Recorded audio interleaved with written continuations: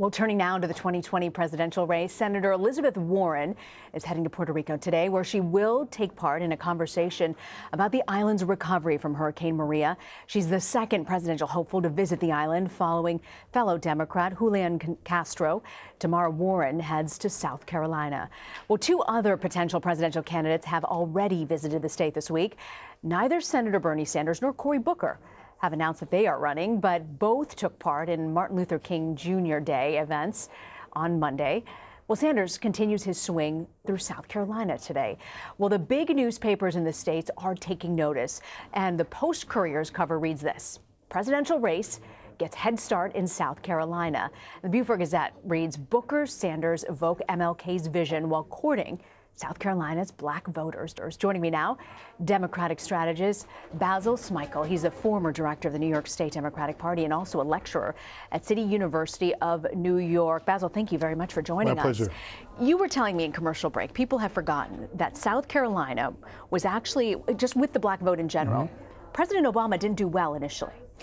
He was polling in the single digits until we got to South Carolina in the primary cycle. So for a good part of 2007, when he announced going into 2008, there were a lot of black voters that were still very up in the air with respect to his candidacy. But he won Iowa, and then as the primary went to South Carolina, some unfortunate comments by Bill Clinton turned everybody's attention to that state. It's important because the majority of the electorate is African American, and when he won South Carolina, you had a lot of black voters say, okay, this is our guy.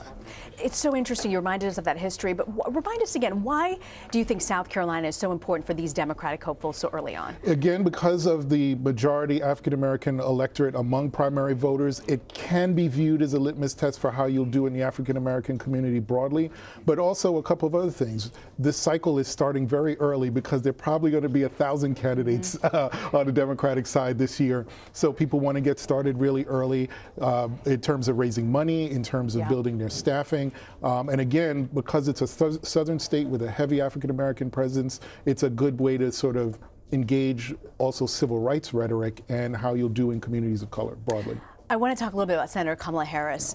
If you were to sort of game her options right now, her chances at this point, what are her positives and what are her negatives? So what's interesting about Kamala Harris is that when you've seen her in the last year or so sort of thundering away in those Senate hearings, going after folks who have gone in for testimony, it has really showed her to be a leader in many respects. California, the state that she's from, has moved their primaries earlier in the process, so that actually can benefit her having an earlier primary, because that, if she does very well in the state, if she wins that state, it gives her a bump going into the rest of the cycle. There are some who've questioned whether or not she's been a real fighter for civil rights because of her background as a prosecutor, which she touts. So I think some of that's going to come up, but I don't know how much that's going to resonate, especially because she has really good support among African American men and women in particular, and is very popular and very good on the stump. We're mentioning the black vote right now, but did they get out in the last two elections? What were their numbers, and do you think that this is a crucial voting bloc for the Democratic Party? So certainly very, very high in Obama's first election, slightly lower in 2012. We saw certainly high turnout in the midterm elections, but not where we wanted it to be, quite frankly. But I understand that because Obama was not on the top of the ticket. What's the challenge in 2020 is whether or not any of these candidates can actually motivate communities of color to come out really strongly, particularly also in the Latino community.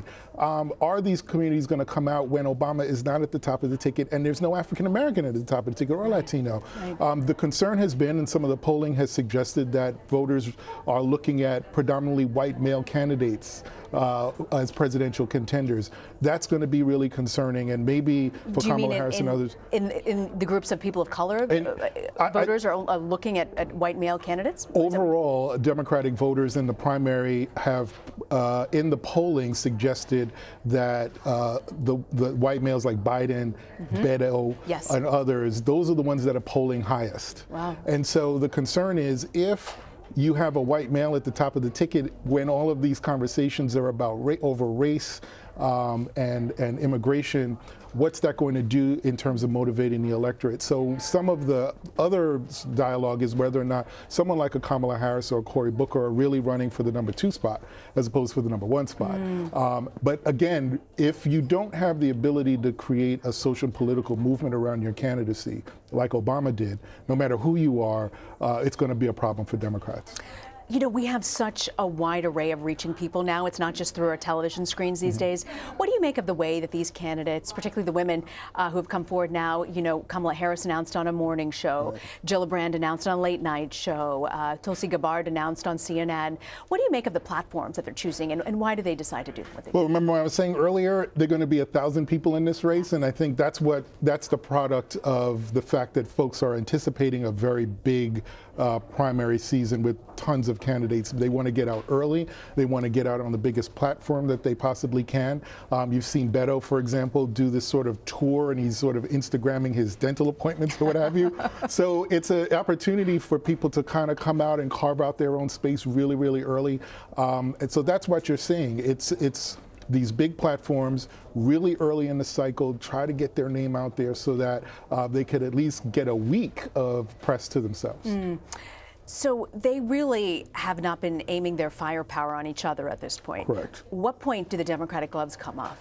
I think you'll start to see that towards the end of this year. Certainly, as we start to get into some of the debates, and you'll probably see that somewhere in the fall, closer to December.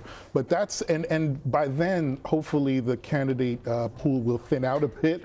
But I think around that time, you'll start to see the gloves come off. I'm not sure you're going to see similar sniping as as you saw in 2016 between Hillary and Bernie. But you'll have to see some differentiation. And again, I think towards December, you'll start to see that. So meanwhile, Senator Cory Booker hasn't officially announced either way, whether he's in or out. But it was interesting. We caught a tweet that somebody sent to him saying, "Dear Senator Booker, will you be running for president in 2020? And he replied, "Just between you and me, I will let you know soon." That's a pretty cryptic message. What do you think? Is he running? I think within a week or two, you'll hear that he's going to run. You do? I do. What are his chances? You know, I like Cory Booker. The fact that he was a mayor, see, voters like executives. We don't often like legislators because their votes are kind of, you know, I voted for this and against that. You know, the sort of John Kerry approach from 2004. I voted for it before I voted against it. People like it, voters like executives because they can say, I did this and I did that. So coming from being mayor of Newark, I think he can go around and tout sort of how he's revitalized Newark. So that is a story that I think works particularly in urban areas, but also I think it works for rural areas as well in his ability to say, you know what, I know how to take marshal resources and put them to work, to put people to work, particularly around education. So he's got as good a shot as any, quite frankly, but I like the story and the narrative that he'll be able to tell.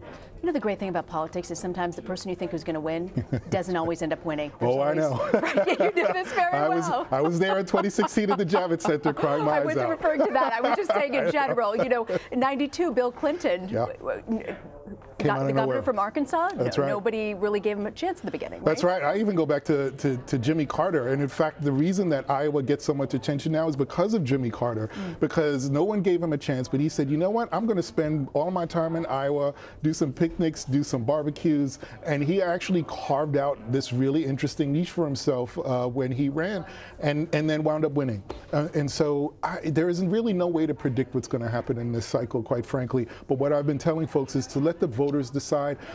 Let's not sort of prop anybody up too early because that's just the way to sort of elevate them and then have them be brought down later on. Basil Smikle, tell me you'll come back on set. I will be. I'm happy to. We look forward to it. Thank you very much for joining us. Thank you.